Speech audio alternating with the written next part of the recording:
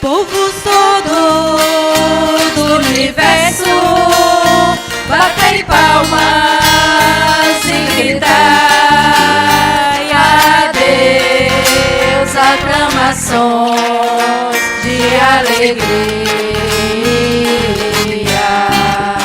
porque sublime é o Senhor, o Deus Altíssimo, o soberano que domina toda a terra. Aleluia, aleluia, fala teu povo, Senhor, tu tens palavras de salvação.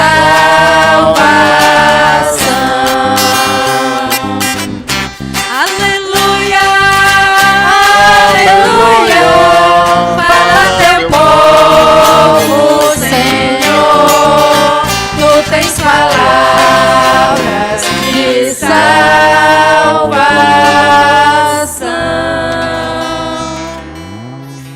O Senhor esteja convosco. Ele está no meio de nós. Proclamação do Evangelho de Jesus Cristo segundo Mateus. Glória a vós, Senhor. Naquele tempo, Jesus disse aos sacerdotes e anciãos do povo: que vos parece? Um homem tinha 2 filhos. Dirigindo-se ao primeiro, ele disse: filho, vai trabalhar hoje na vinha. O filho respondeu: não quero. Mas depois mudou de opinião e foi. O pai, dirigindo-se ao outro, disse a mesma coisa. E este respondeu: sim, senhor, eu vou. Mas não foi. Qual dos 2 fez a vontade do Pai? Os sumos sacerdotes e anciãos do povo responderam: o primeiro. Então Jesus lhe disse: em verdade vos digo, que os publicanos e as prostitutas vos precederão no reino de Deus. Porque João veio até vós num caminho de justiça, e não acreditaste nele. Ao contrário, os publicanos e as prostitutas creram nele. Vós, porém, mesmo vendo isso, não vos arrependestes para crer nele. Palavra da salvação. Glória a vós, Senhor.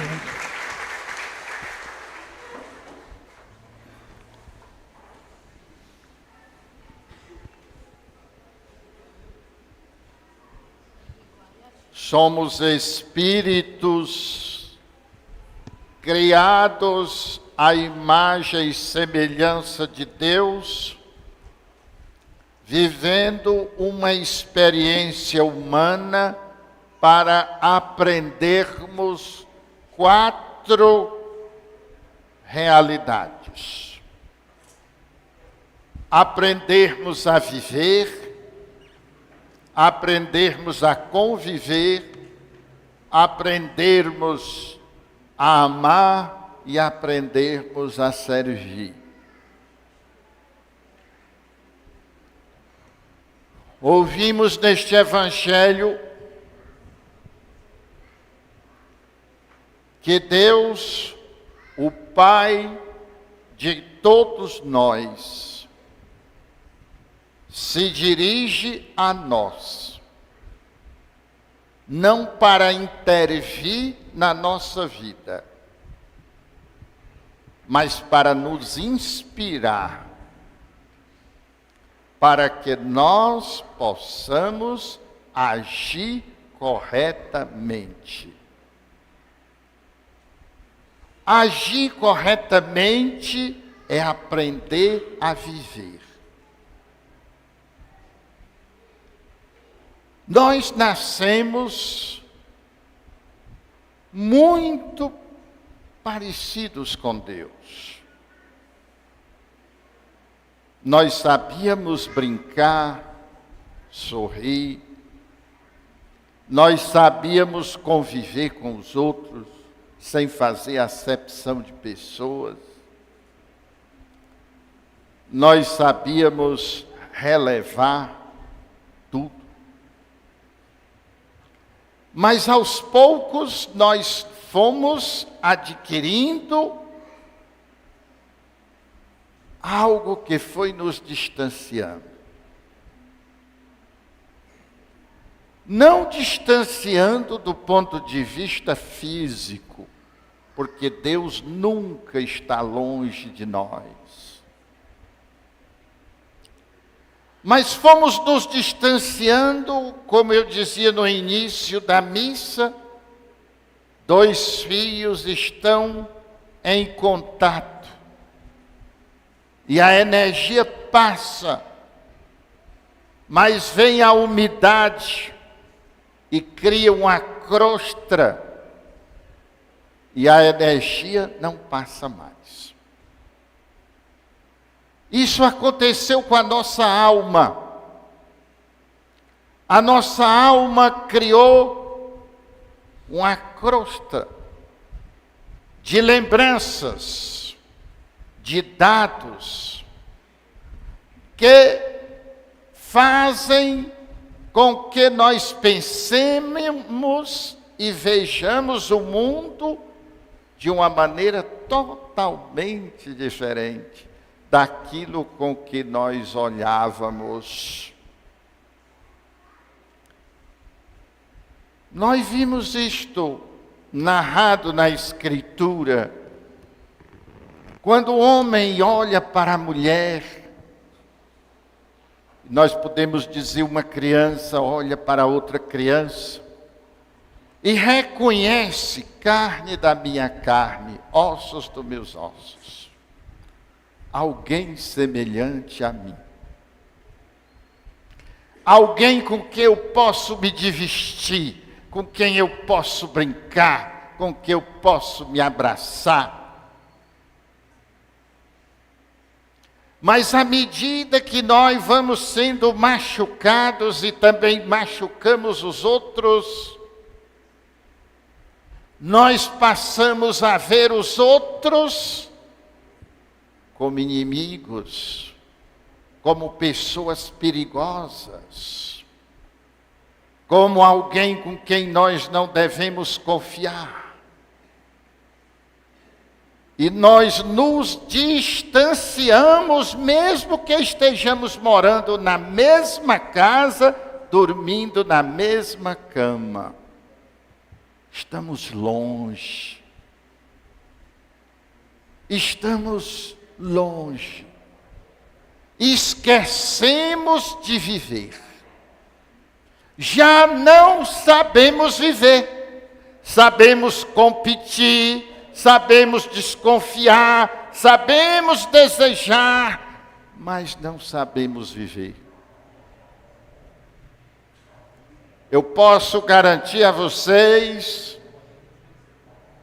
que depois da meia-idade, de 40 anos para cá, uma das coisas que mais me fazem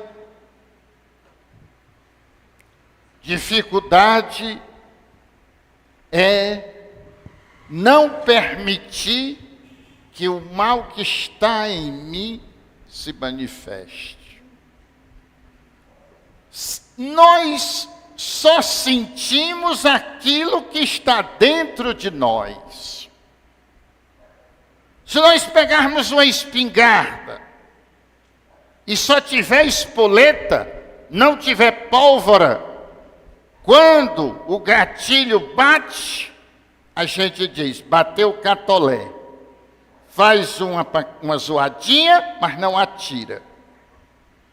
Aquilo que os outros fazem são apenas espoletas. Mas se não tiver dentro de nós a pólvora da raiva, a pólvora do ódio, a pólvora da desconfiança, a pólvora da nossa falta de amor, a pólvora do nosso ressentimento, a pólvora do orgulho, nós não iríamos sentir nada. Mas como aquilo está dentro de nós, represado, qualquer coisa que acontece, a gente reage, às vezes de maneira desproporcional. E às vezes não tem coragem de fazer o mal, mas se alegra com o mal, deseja que Deus faça o mal que nós não somos capazes de fazer.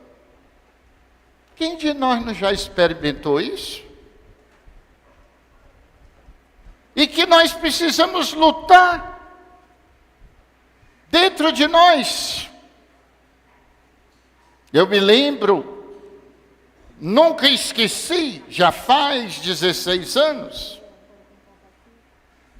A Rafaela estava na escola, fazia pouco tempo que ela tinha aprendido a me chamar papai.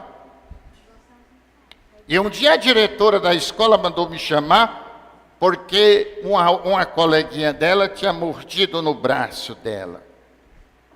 Estava lá a dentadura da bichinha no braço da minha. Estava a mãe e eu, pai da Rafaela. Pai adotivo para quem está ouvindo por aí afora. E aí, conversamos, demos aquelas explicações, voltamos para casa. No outro dia, quando eu fui buscar a Rafaela na escola, ela estava brincando com a mesma menina. E eu disse assim, minha filha, você brincando com essa menina velha que lhe mordeu? E ela disse, papai, ela só me mordeu ontem.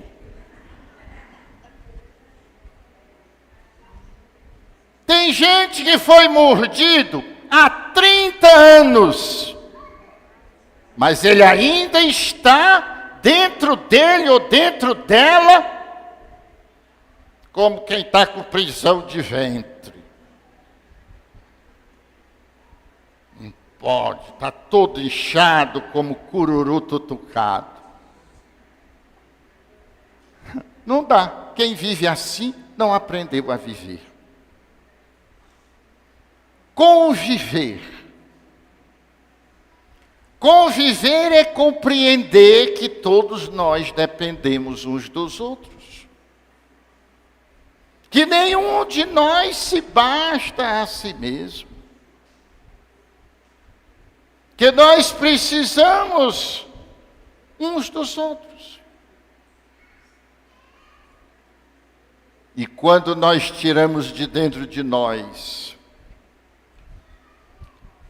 aqueles sentimentos que nos afastam de Deus, que a igreja chama pecado capital, orgulho, preguiça, luxúria, avareza, o amor toma conta de nós.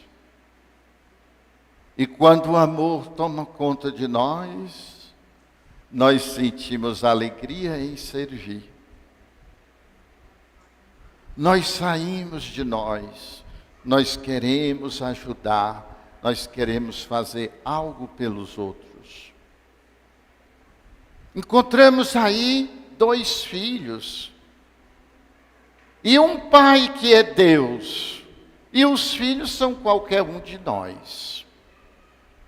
E que o pai manda viver, aprender a viver, aprender a conviver, aprender a amar, aprender a servir.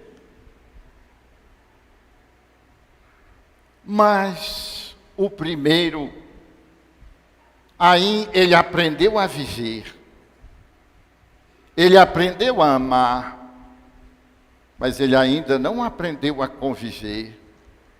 E quando o pai diz, vai trabalhar na minha vinha, o que é a minha vinha? É a comunidade dos filhos de Deus. Ele disse: não quero.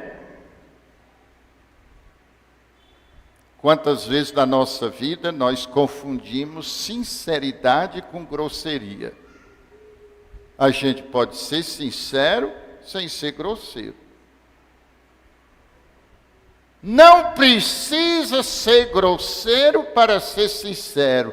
E nem todos os grosseiros são sinceros. São coisas muito diferentes. Não quero. Mas ele já tinha aprendido a viver. Estava lá dentro dele. Ele já tinha aprendido a amar. Estava lá dentro dele. Ele já tinha aprendido a servir. E quando passa aquele momento de uma fala sem pensar, ele vai fazer o que o pai mandou. Quantas vezes na nossa vida nós sentimos dentro de nós uma dificuldade de fazer o que é certo. Mas mesmo assim a gente cai em si e vai fazer. O outro irmão, que pode ser qualquer um de nós, é uma pessoa que corrompeu o seu caráter, que não tem compromisso com o que fala, que não se preocupa em mentir. Ele não só disse eu quero, ele disse eu vou, sim senhor. Mas simplesmente não foi. É a pessoa que corrompeu o caráter. Ah, como nós encontramos gente que corrompeu o caráter. Que diz sim, mas não é sim. Que diz não, mas não é não. Que não se preocupa nem um pouco em mentir. Mentir para si mesmo, mentir para os outros. Não se preocupa nem um pouco em enganar as pessoas.